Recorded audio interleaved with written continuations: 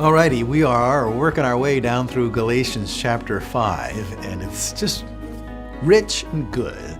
We're going to learn some really important spiritual truths and principles as we continue. So I'm glad that we're just taking our time and working our way down through here. So Paul is kind of finishing out his argument here, and he says, someone's been troubling you, but it's not been the Lord Jesus Christ. And so, you got to forget about this false teaching. A little leaven leavens the whole lump, he said. And as I mentioned to you last segment, every false teaching really begins with one person. And so always be careful when you hear something new and different. That's a time to be extremely cautious. Not that there won't be legitimate new things because someone sees something that maybe someone else didn't see, but you think there's 2,000 years of church history and there's millions of Christians, around the earth, and quite a few of them are actual bona fide believers, born-again believers. When someone comes up with something absolutely unique, but it all starts with one person. One person. So a little leaven leavens the whole lump. Well, Paul goes on to kind of give them a little confidence injection here in Galatians 5:10.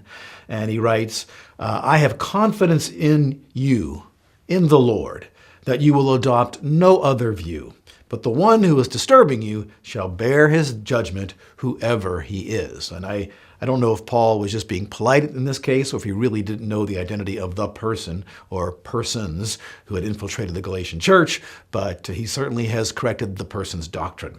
But I, brethren, in verse number 11, if I still preach circumcision, why am I still persecuted? Then the stumbling block of the cross has been abolished. And so he makes a clear delineation between himself and those who are basically not preaching the cross of Christ, not preaching that that's the way to salvation, but are preaching that circumcision is the way to salvation. You got to be in one camp or the other, and you can't be in both camps. You can't be telling people the circumcision is the ticket to salvation and at the same time saying Jesus is the ticket to salvation. Right? I want to just reiterate one more time. Once again, one more time, we see the word circumcision in the book of Galatians. Clearly, that was the major issue. Okay? Verse number 12. Now, this is an interesting one. Would that those who are troubling you would even mutilate themselves. And I've got a little number 1 by my word mutilate there. And when I, do my cursor over it, I get an alternate translation. And it says, or cut themselves off. And I think what's clearly implied there is these guys who are preaching circumcision, I just wish they'd castrate themselves. Because if a little minor surgery does the trick, imagine what a major surgery might do for their spirituality. And he may not be saying that, but I can't understand why he would use such a word as mutilate or cut themselves off. What are they going to do? Again, he's just in a way mocking their emphasis on this surgery that they're prescribing for salvation. So, okay, guys, go for it. For you were called to freedom, brethren. Only do not turn your freedom into an opportunity for the flesh, but through love, there's that theme again, serve one another. So obviously, whatever Paul's saying, if you just ignore, everything we've read so far, you just read that one verse, you have to come to the conclusion that he's not mitigating anyone's responsibility to live in a loving fashion, which of course would imply a moral and ethical standard, loving your neighbor as yourself, loving people as Christ has loved us, right? Right. Doing unto others as we'd have them do unto us. That's the standard.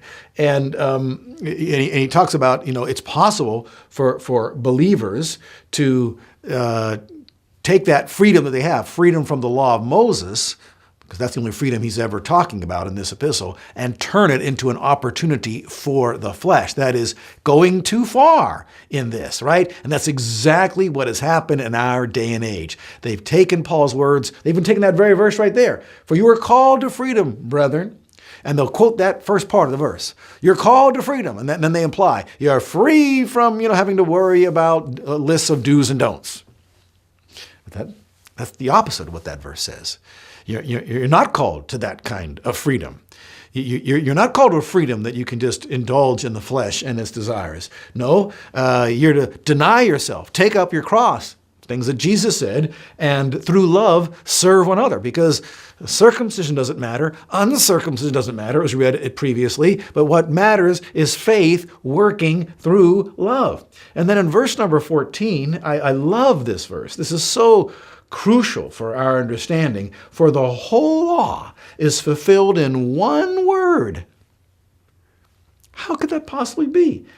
In the statement, or in the, and now he quotes what we know as the second greatest word, you shall love your neighbor as yourself. So either the word is that word of commandment, so it's the entire commandment, you shall love your neighbor as yourself, or if taken literally, what word would it be out of that statement? It would be the word love. The whole law is fulfilled in one word, the word love.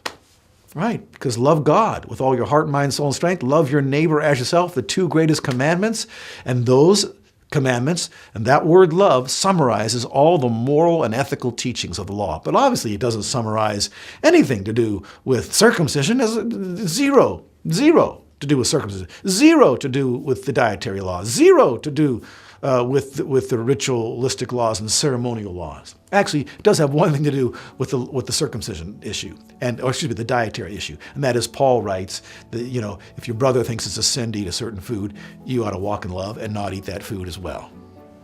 But again, the deciding factor, the standard that is set is not a dietary law. The standard that is set is the law of love. The whole law is fulfilled in one word. And if all Christians understand that would eliminate a lot of goofy teaching. And that's what I want to talk about next time. There's goofy teaching out there because people ignore this fact right here, that the whole law is summed up in really one word. Okay? I'll see you next time.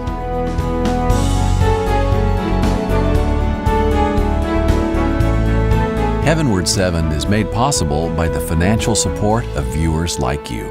Thank you.